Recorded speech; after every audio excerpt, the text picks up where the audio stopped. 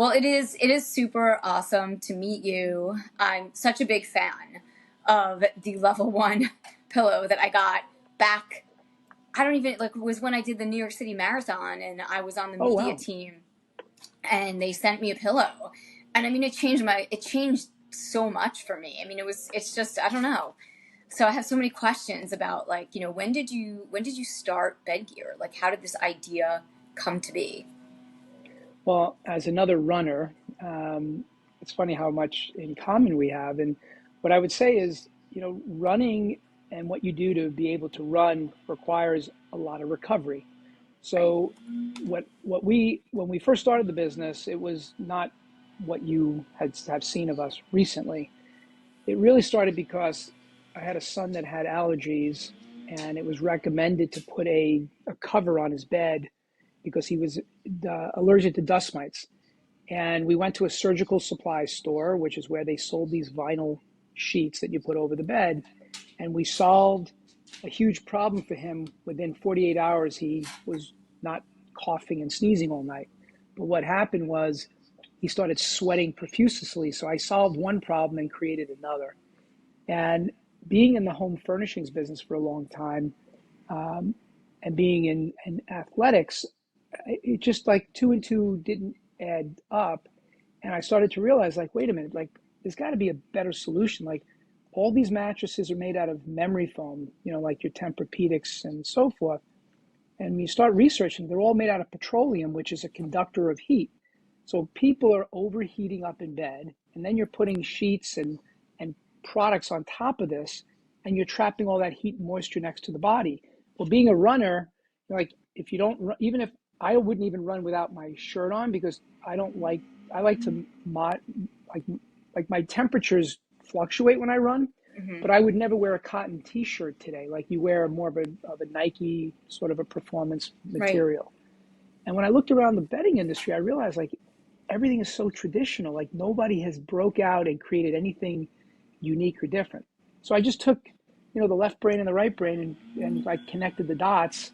Um, but the problem, to be frank with you, is there was no way to make the product that we envisioned because nobody could create wide enough width material to cover a big king mattress.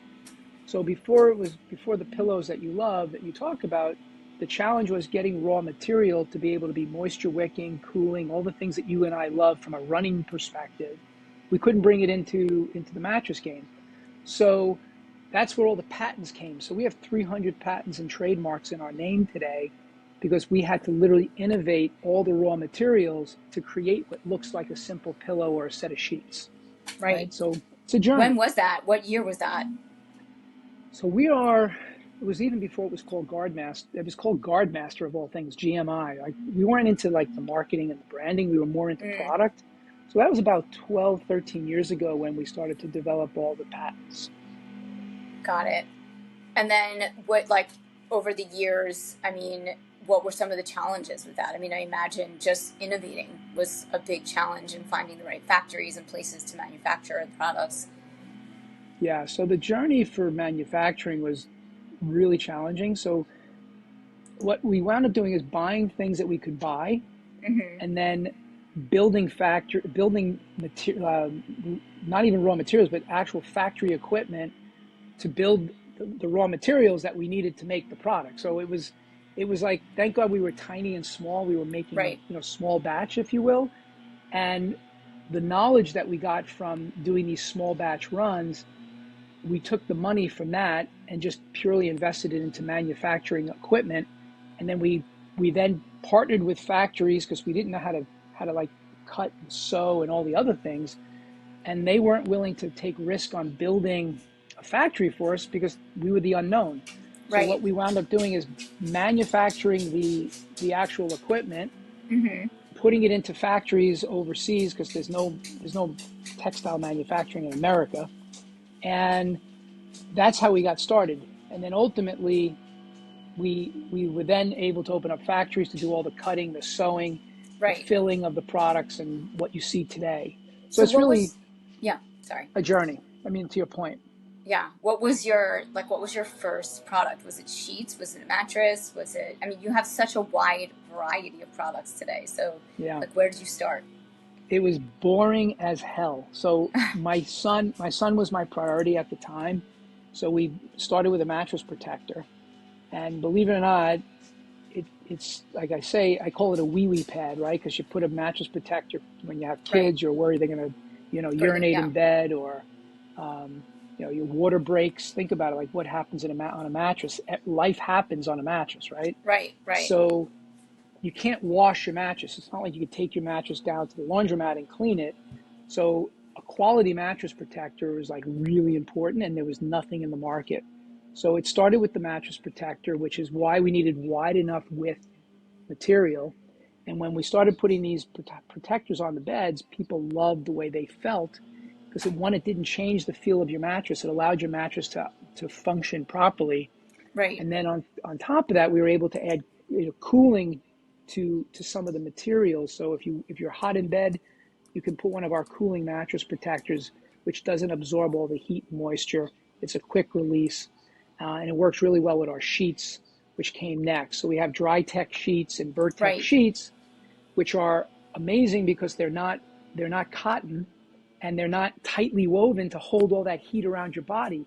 I mean, Right. again, being a runner, imagine putting on a 1,300, 1,400 thread count shirt and go run. Like, you'd be miserable, right? Yeah.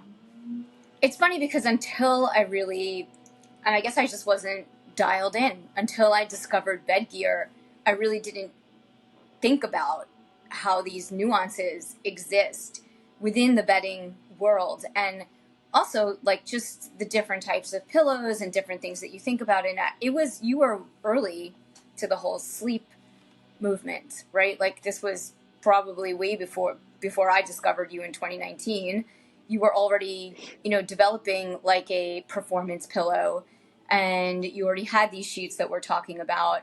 But I think that mainstream conversations weren't around like sleep quality.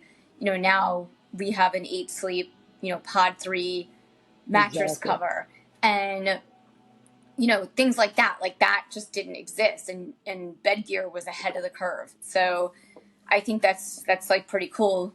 But was that, like, how was that for you to kind of get into the performance space? Yeah. So it was really, really effing hard. Yeah. I could spend 2 hours just talking about it. It reminds me of Gandhi.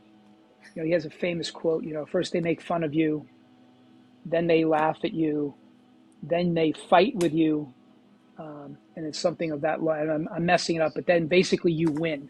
And it's this concept of when you're first at anything, and it doesn't feel good for people, Right. they find ways to not, to try to make you feel like you're the outlier.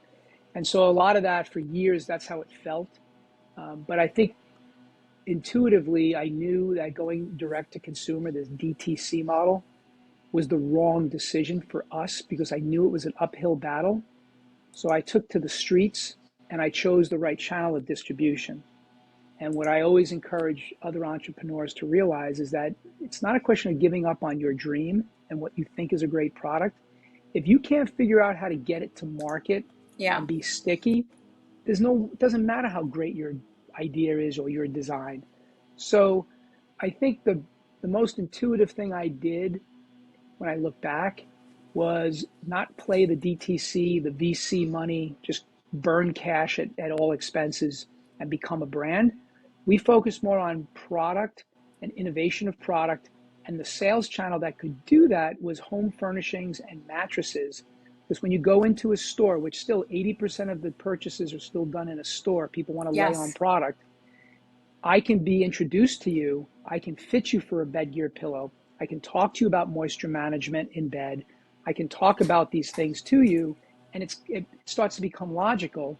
But if I try to do that online, in where everybody talks about breathable sheets, everybody says their bed's cooler than the other bed, and it's all marketing, right? Right. So to me, I would tell you that the journey that we've been on, it's really that was the pinnacle decision when I look back that really made us successful. was we chose a high touch sales environment to be able to articulate our brand promise to you, right? And Yeah. then the other piece that was important, as you mentioned, the New York City Marathon, it's showing up to where people like you and I value our sleep, right? Right. And the understanding of the importance. So instead of me trying to go out and educate you and spend all my marketing dollars on trying to convince you that sleep is important, because you mentioned like, hey, you're sort of blazing the world in which we live in. Right. I would tell you that I decided I was going to pick the customer that we were going to sell to. Like, if you don't give a shit about sleep, who is it to me to give you sort of like a dissertation on the importance of sleep? Like, if you don't believe in it, I'm going to go find somebody that does. Yeah. And that's, so it looks like, oh, we were like this trailblazer. And I would tell you that we were ahead of our time. Yeah. But our success didn't come from being first. Our success came from being focused on people that care about sleep and a channel of distribution that could educate you when you're looking for sleep. So like in that whole sort of like coming to market, bringing all these innovative products into the world, when did you ever really, I guess, the New York City Marathon happened in 2019, and that was where I was introduced to your product. And then like 2020, we went into the pandemic. So did you continue? Has BEDGEAR been focused on marketing to runners and athletes and this space? And why is it athletes that you're choosing to market towards as well? Yeah. So we're wildly diverse in who we market to today. Yes. Before, during, and after the pandemic, the reason we chose runners and athletes is, as I said earlier, it's Yeah. really important in an early stage business not to burn a lot of money trying to convince somebody to buy from you.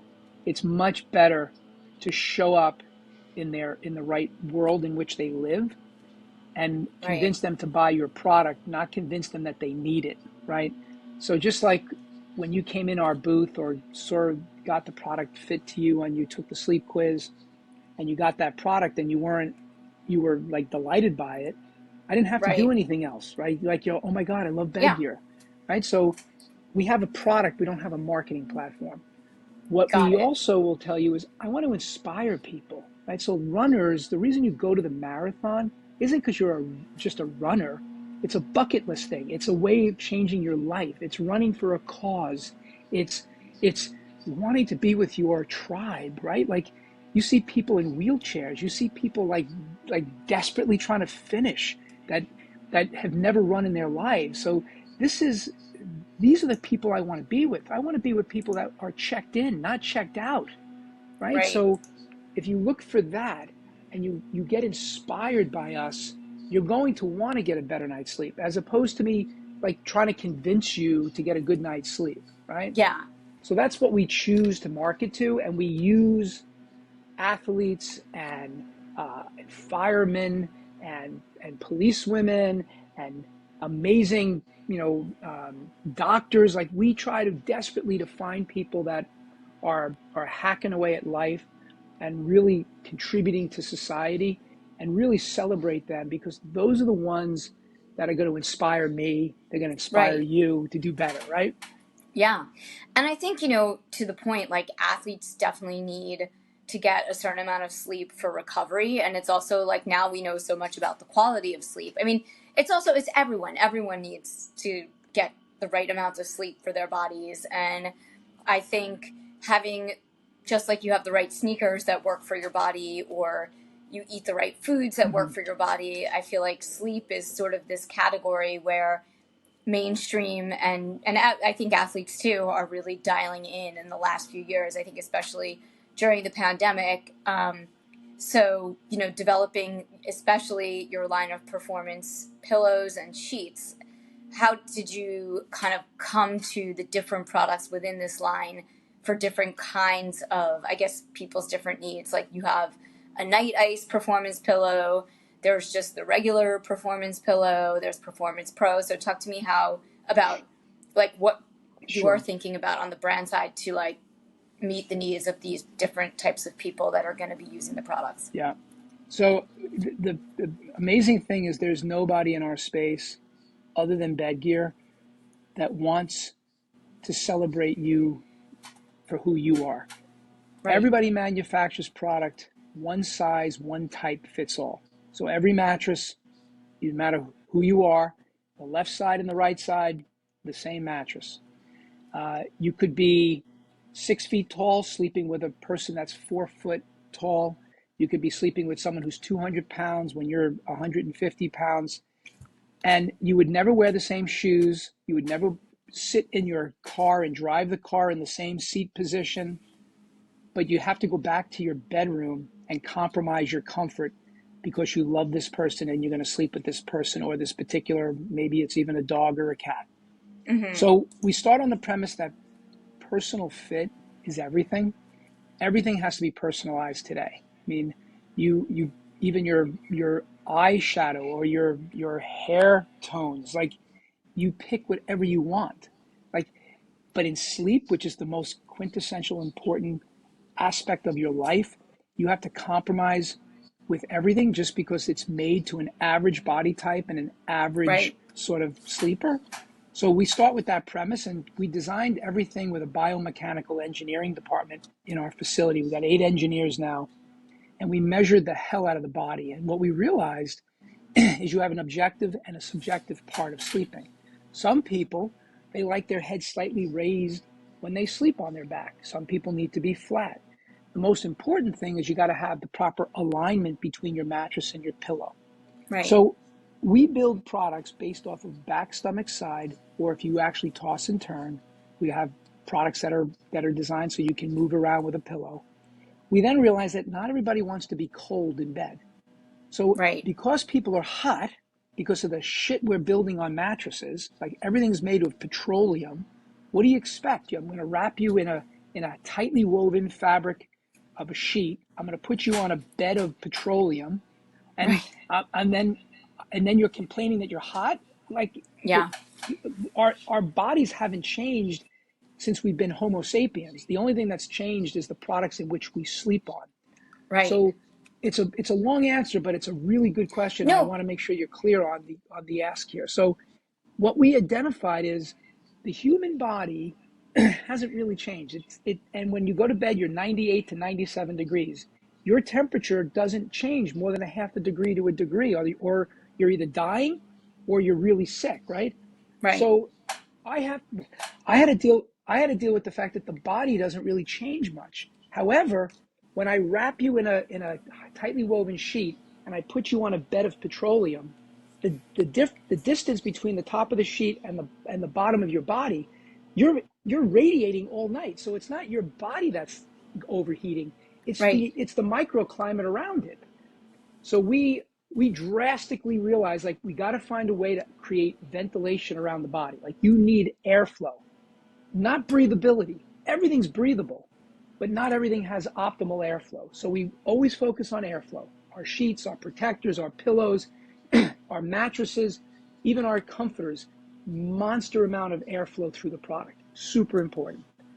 Then we realized that, okay, if I can help people regulate their temperature, not by mechanically creating things, but actually ventilating things so that your body can work appropriately, I'm going to make people more comfortable.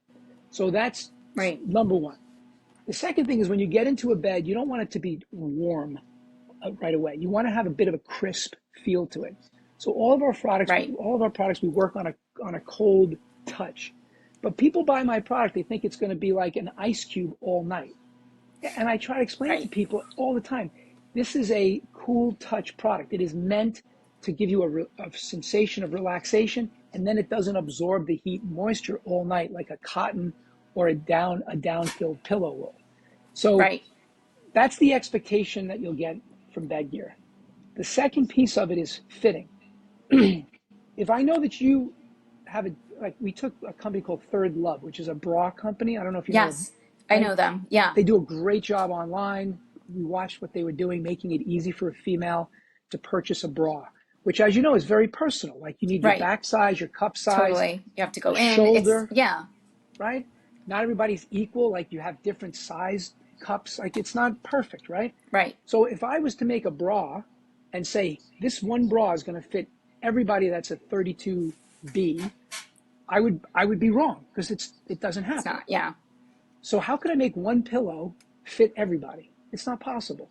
So when you look on everybody's websites that are good marketers, they want to limit the amount of SKUs, limit the SKUs, and tell you this is like the magic pill. You buy this one pillow, this one mattress, and you're going to be set for life.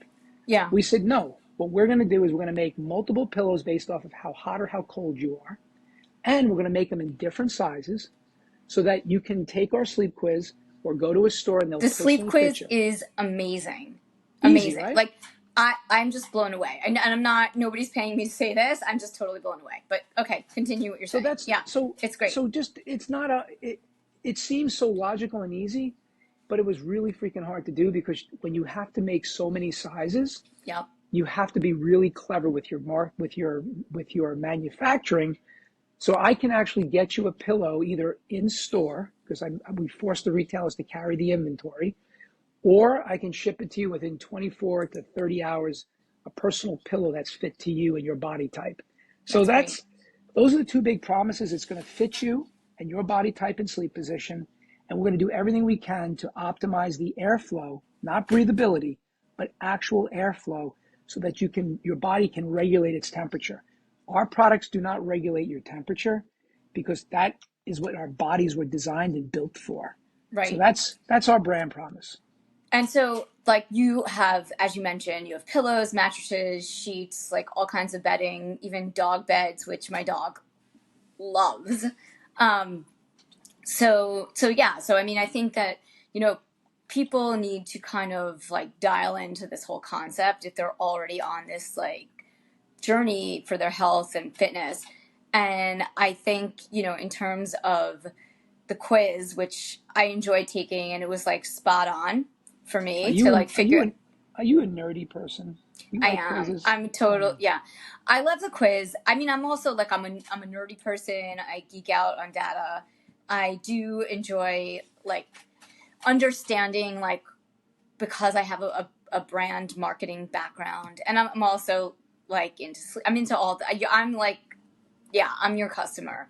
But I think because I discovered the brand through the pillow, but I mean, also understanding.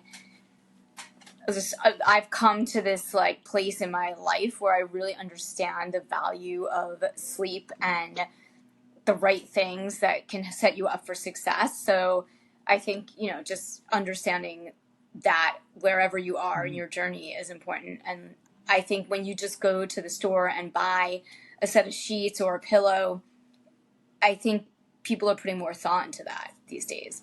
Yeah. I would categorize, there are customers that buy sheets and comforters as a decorative purchase. They're Right. focused on how soft and is it the right color? Does it have the right texture? And what we do on our website is we don't focus on the fashion piece of bedding. And where our reasoning for that is that these are tools. Like Yeah. these are like running shoes or the right socks to wear with Right. your running shoes. And when you try to buy the right fabric when it comes to the look and the feel of your living room or your bedroom, you're really going to do a disservice to your sleep. What we did, if you look at our sheets particularly, because those are the only things that you would see typically other than the comfort that goes on top, is we'll pick like 6 really great colors. So we are focused on at least being appropriate with our colors, Yeah. but we don't have patterns because we say, look, decorate on top of the bed. But when you get in the bed, that's your equipment It's of a good night's function. sleep, Yeah. right? It's all about function. Totally. So that's where I I think I think you're right, but I think there's two sides of what we struggle with. There's people Yeah. like you and I that are looking for our beds to give us a good night's Like sleep, and then optimal there's performance. Yeah. people that want a beautiful bedroom that's zen, that's so pretty, that matches the rugs and the ceiling, right? So Right.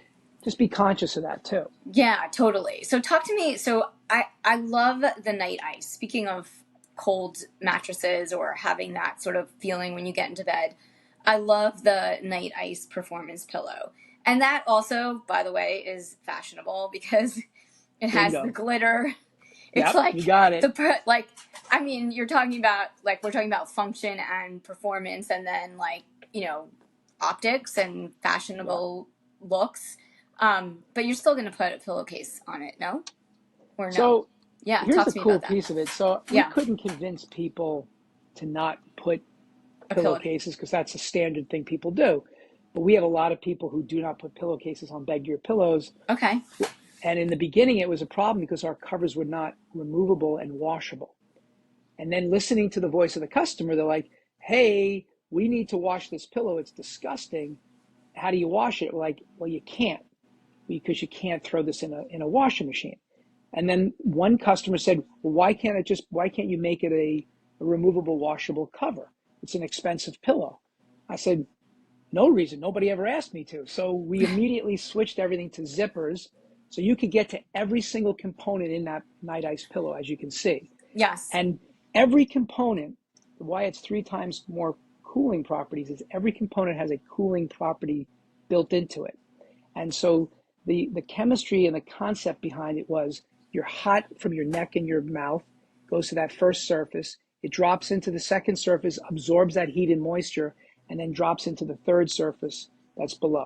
So it's like a funneling effect. And then by putting in those like round breathable air holes, those little holes around there's 8 of them, that's to move 10 of them, 3, 6, yeah, there's 10 of them. That's to get optimal airflow on the core of the pillow so that as it's drawing heat and moisture into the pillow, we didn't want it to get trapped. So we put all these little ventilation holes all around the gusset of the pillow. Yeah. And then I worked with the team, like, why does this have to just be boring and white? Why can't we accentuate it and celebrate our functionality by taking Right. each piece of function and adding a bit of some uniqueness? So that's why it has such a different look and feel to it. I So like yes, it. you Yeah. could put out one of our pillowcases on it, like Ver-Tex or Dri-Tec is a great option. You'll still get the But benefit of the pillow, but we recommend you sleep right on top of it. And when you need to, you just wash the top surface. Just throw it yeah, in the wash. we have not put a pillowcase on it. And we didn't put pillowcases on any of the bed gear products this time. My old pillow had it. But speaking of old pillows, how often should people change their pillows? Because this Yeah. is So like something I thought about and I have and horror stories. So yeah. we don't have everybody like you as our customer. Okay. And so this is a hard answer to an easy question. It Okay. is recommended not by BEDGEAR, but by allergist, and any doctor will tell you at the bare minimum 18 months to 24 months you should get a new pillow. Now, what we get all the time is that's ridiculous. I just spent $200, $300 for a pillow. This should last me 10 years. I said everything lasts 10 years, including your running shoes if you choose to run on them. But the point of it is there's so many miles that you're supposed to put on your running shoes, right? Right. At some particular point, if you run a lot, you're going to get more running shoes than someone who doesn't run a lot. So I can tell you that the pillow, if you sleep every night, 5 to 8 hours, that the pillow will look like it does today over the next 18 to 24 months. But it's all of what you're putting in that pillow that you're Yeah. breathing and you're blowing all that hot air and moisture. So your bed is dirtier. It's like that and your kitchen sink are the 2 dirtiest places in your house.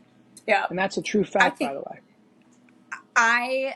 it's so funny because I had this conversation. So, people are starting to understand like your shoes have, and I'm just like kind of focusing on the athlete world for a second because I have a mix of listeners, right? So I have longevity seekers, fitness goers, blah, blah, blah.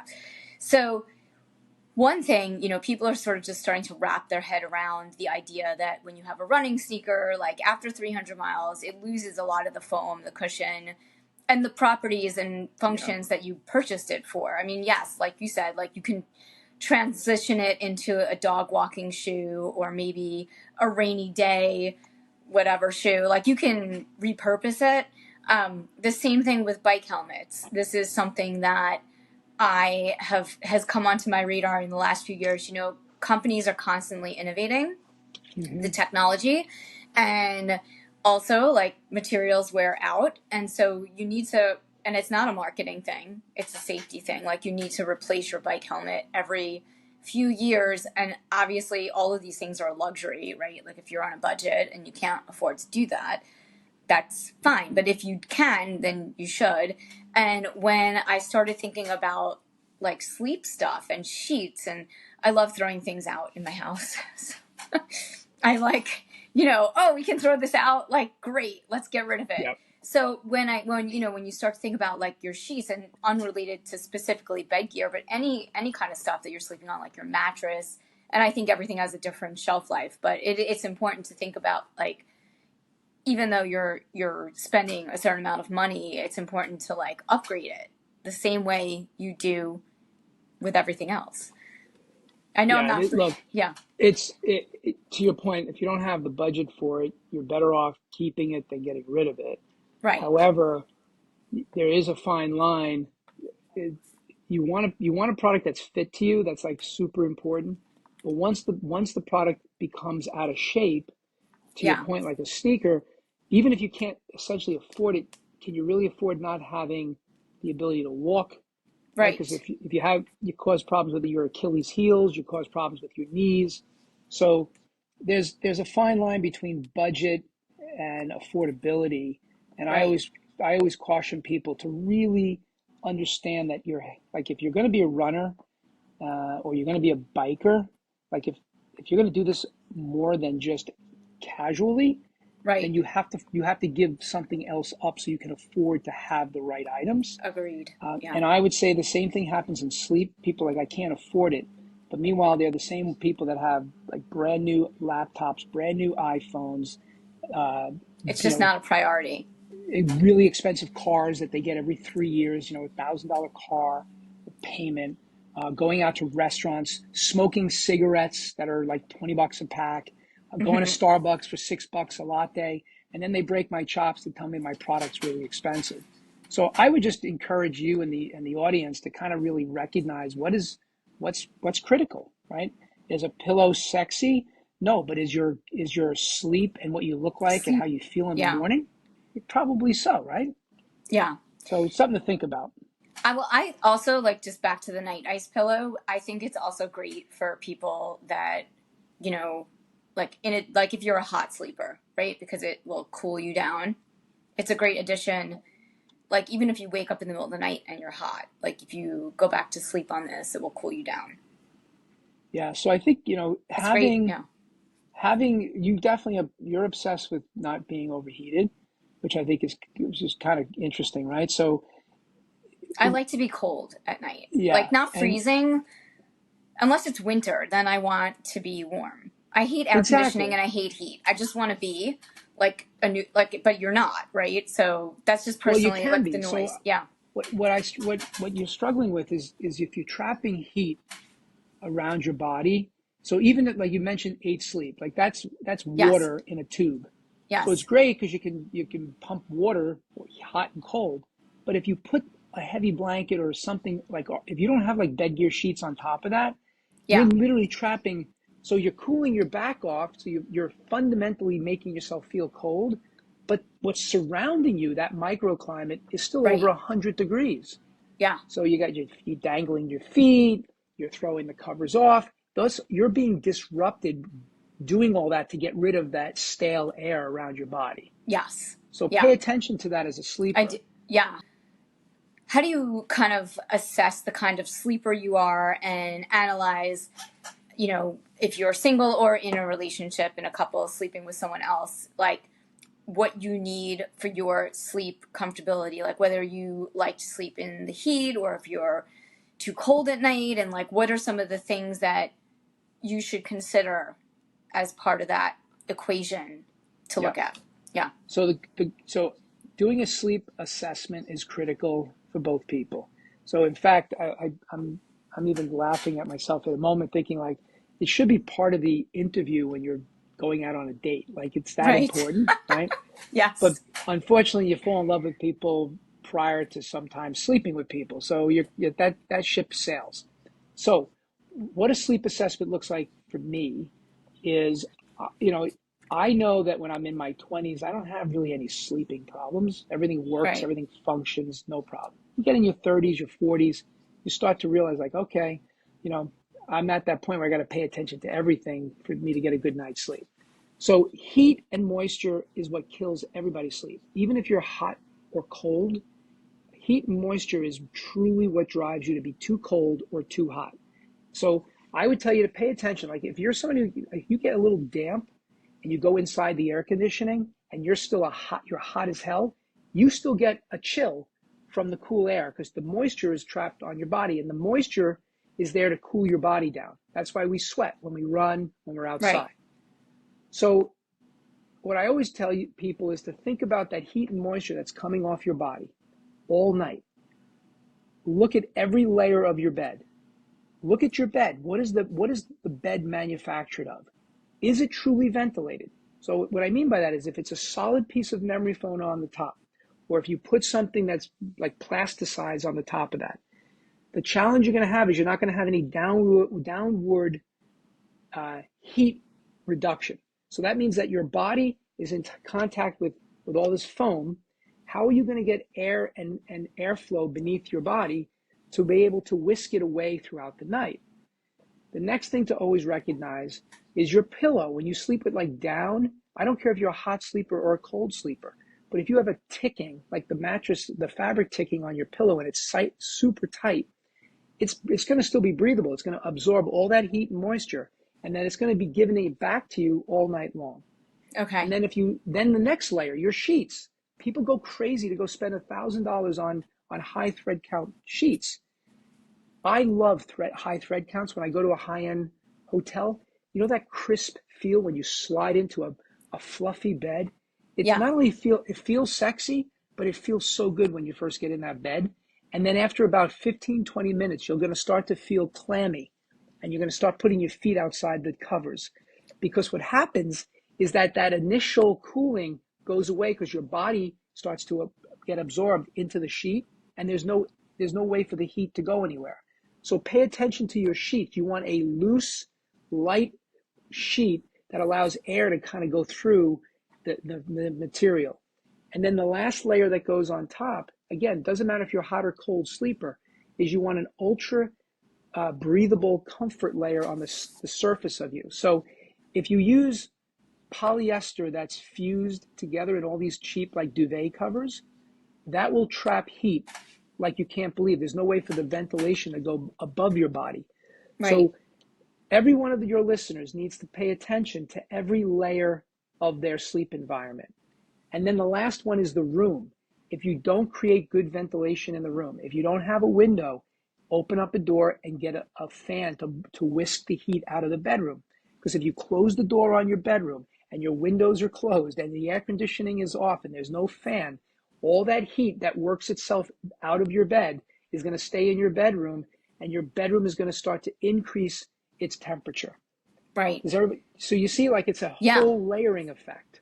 It's like in order to optimize your sleep, you need to do an analytic study of like what you're using in your bedroom currently and like Correct. what your goals are and then how you can kind of optimize them. Yeah, and And people are also spending. it's summer, right? Like it's going to get hot out and then you're going to start turning your AC on. All of those things come into play, but that really doesn't have anything to do with it. But remember, a lot of people close their door for security. They're always Right. like, or you have kids or something. It's really bad to close the door. I mean, obviously, if you need Right. to for safety, I'm not suggesting you don't. But if there's no reason from a safety perspective, keep your door open. The more ventilation you can get out of your room, especially if you have a partner, that means two bodies at 98 degrees. It's almost 200 degrees for 8 hours in your bedroom. No matter how much you're We're generating ventilating, heat. Yeah. you're generating heat and there's nowhere for it to go. So one is don't trap it next to the body, which is why BEDGEAR focuses on every single layer has to have optimal airflow. It's Right. got to be fit to your body type because If your head's too low, your head's too high, your body's not in sync with your mattress, that's a bad thing for comfort, because that's when Yeah. you wind up with pains on your lower back. It starts with your shoulders. If you're a female and you, depending on your chest size, a big thing that people don't realize is that women sleep with if they're tummy sleepers, they put their arms underneath their pillows a lot. It Mm-hmm. creates huge hypertension on your shoulders. And the reason women do that is to take the pressure off the cup size. And Mm-hmm. we've studied this in our laboratory. Almost every female we know, if they're like a B/CD cup size, hands go underneath the pillows if there's tummy If they're sleeping on sleepers, the side. Yeah. right? Yeah. That's a huge problem because it puts pressure on the back. So what you can do is get a pillow that's a little bit taller that you would put on your breastbone on the top between like your Yeah. neck and the fleshy part of your chest, and relieve the pressure that way, and get your hands away from the bottom of the pillow so that you reduce the hypertension on your back, right? Wow. I If didn't know if that. Yeah. if you're a side sleeper, pick the right pillow and mattress together. Stop buying a pillow standing up and a mattress laying down. Yeah. You gotta match and mirror your body type and your sleep position. So you got to get fit, which is our sleep quiz, or go to one of the stores. Right. And You and have a then couple different mattresses. Yeah. yeah, and then the last piece I don't want to forget is, like, if you're a back sleeper, you really want a slight tilt. Don't be too flat on your back, because back sleeping is not great. Stomach sleeping is even worse. Side sleeping is recommended. If you can't change your sleep position because you've been doing it since you're a kid, a couple of tricks: you can throw a pillow between your legs, your knees. That can kind of keep you in a position longer on your side, which is recommended. But Mm-hmm. if you do sleep on your back, you want to be slightly elevated so that the mucus and the brain fluid can flow back into your core. So you don't want to, because if you go up, you see how I can change my voice by Yeah. just raising my head. So Yeah. that's where snoring comes from. So I don't know if your partner, she snores or not, or No. if maybe you're the snorer in the No. family. I don't No one know. snores. They would be gone. That's like Gone. gone. Hang them Going in, put them in the outside, closet. moving to another apartment, no But a snoring. lot of The that dogs is snore, but the dog is exact. allowed to snore. Exact. I like that. So if you hinge your head, Yeah. you want to really try to get a nice even flow to get all those fluids draining appropriately while you sleep. So those are like some tricks of the trade. And then the last Yeah. thing before the mattress question is your sheets. Again, I can't stress enough. Stop spending the money on these expensive thread count sheets. They're lovely to look at, but you're not going to regulate your temperature. And as you get older, when people can Yeah. afford expensive sheets, you're typically an older person. When you're heating, your body is getting, through changes of life. So you get all this expensive shit wrapped around your body, and you feel like you're living on cloud nine, but you're Right. struggling to get a good night's sleep.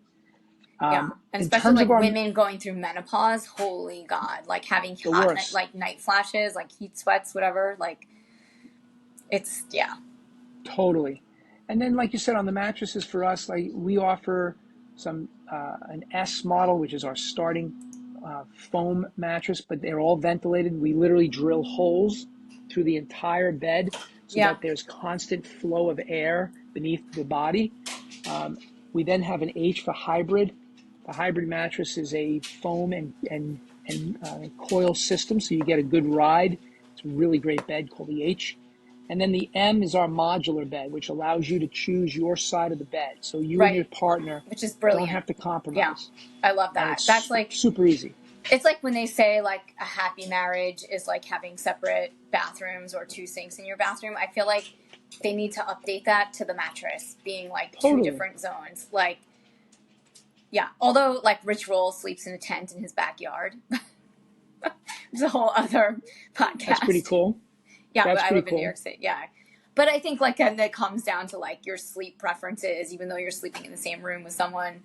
But yeah, I think that mattress is a game changer. Yeah. Just get air. Like, the biggest thing is, if I could stress on you and the listeners, is ventilate, ventilate, ventilate. Get that room as ventilated as possible. Make sure that your Yeah. bedding has optimal airflow, not breathable, but optimal airflow. That is what's going to keep people, sleeping together and not going for a sleep divorce. Right. I love it.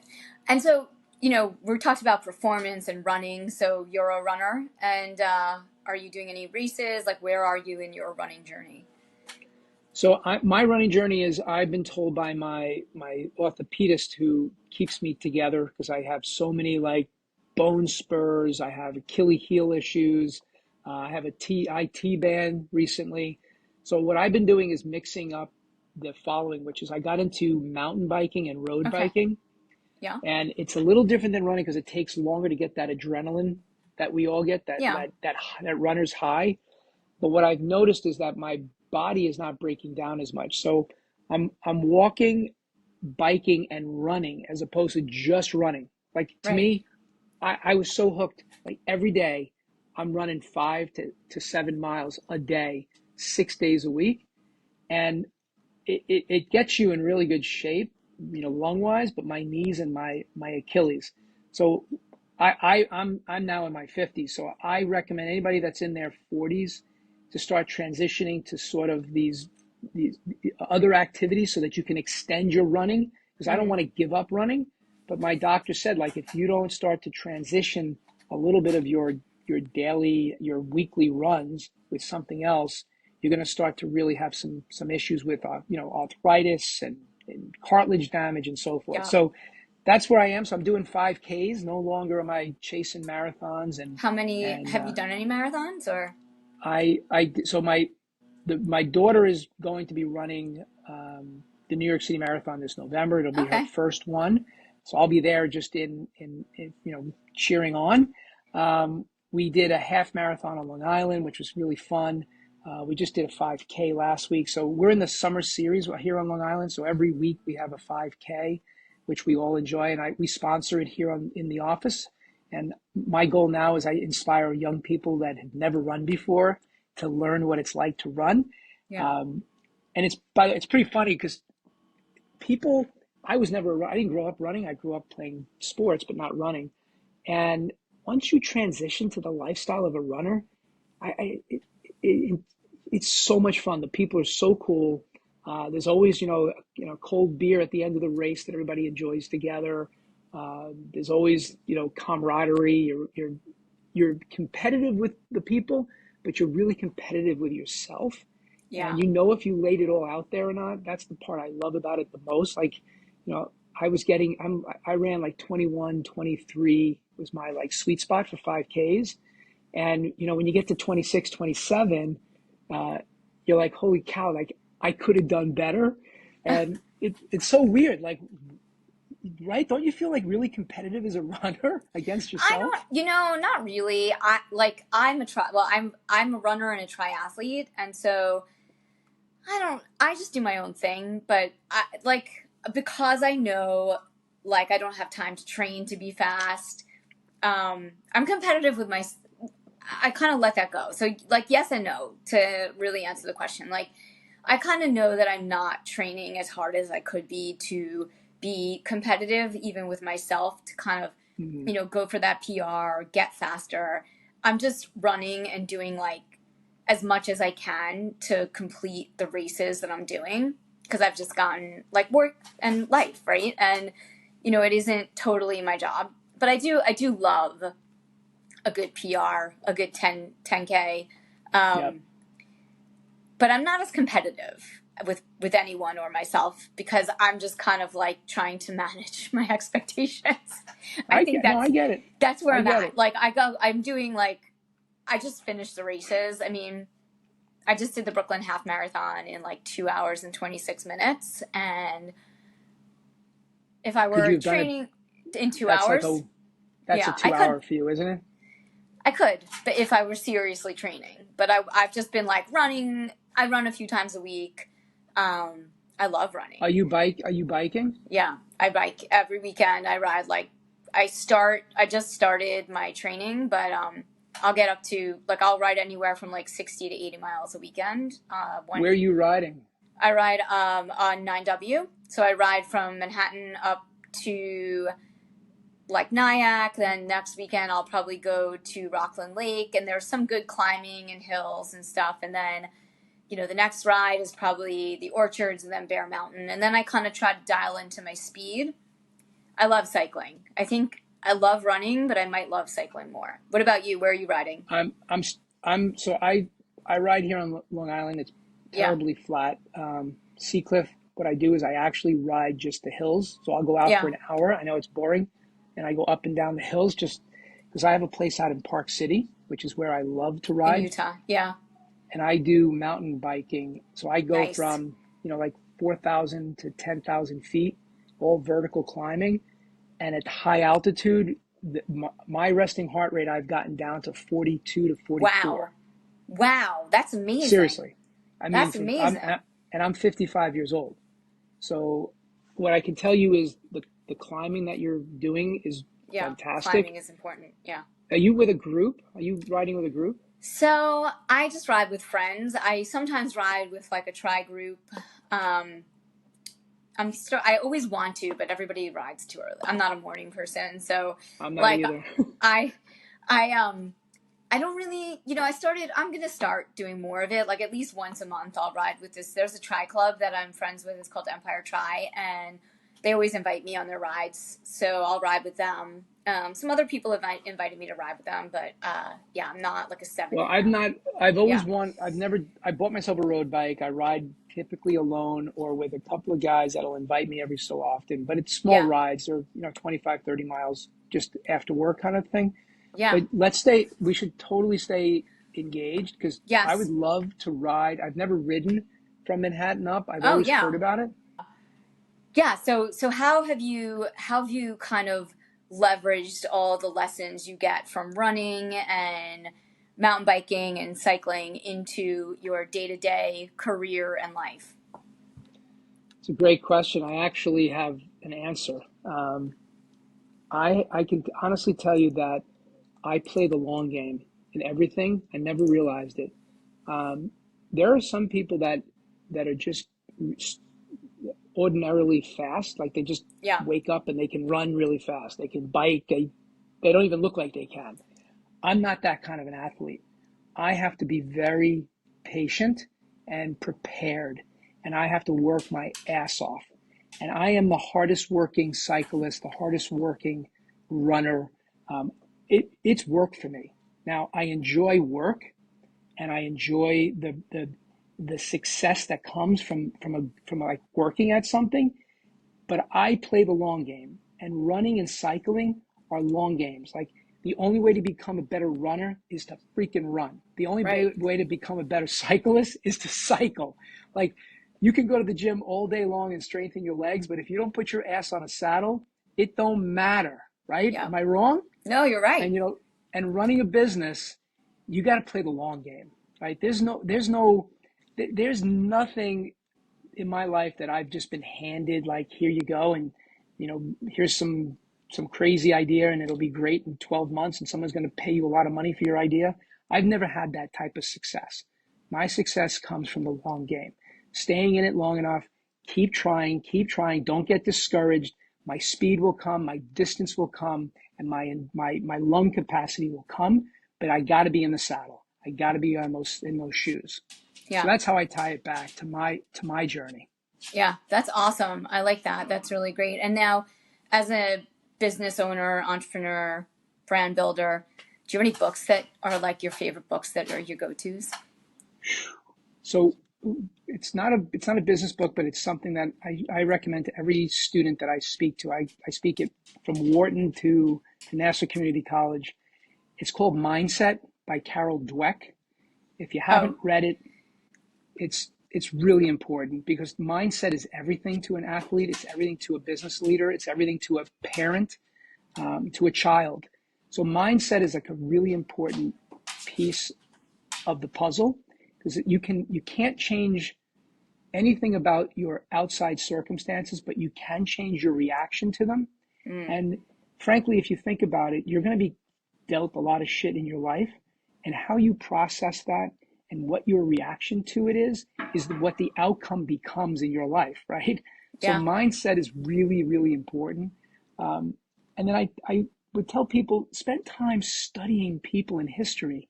There's amazing people that have come before you, and you can have your own journey, but why not take the time like Steve Jobs, Walt Disney, Michael Yeah. Jordan. Like, these are some of the greatest talents. They weren't great. They didn't even know what the hell they were doing until they became successful. And a lot of times people just think that they're going to read a book on how to become, an entrepreneur, and they get pissed off and angry because they can't figure it out. It's because you can't read a book on how to become an entrepreneur. You Right. have to just be one, right? And I think it's the endurance piece that people like a Walt Disney or a Michael Jordan, um, and being open-minded while you're reading these things, and Yeah. being open-minded about the challenges that you're going to face, and not give up.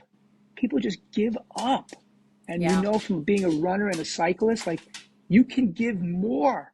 It's just that you choose not to, Yeah. right?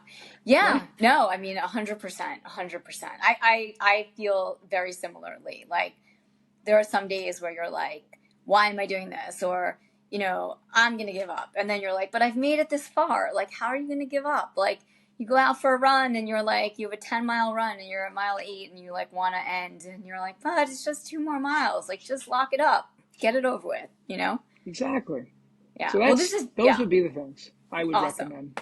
Awesome. This has been super great, Eugene. Thank you so much for being on the podcast. It's been really fun getting to know you. Yeah, I feel the same way. Stay in touch, okay?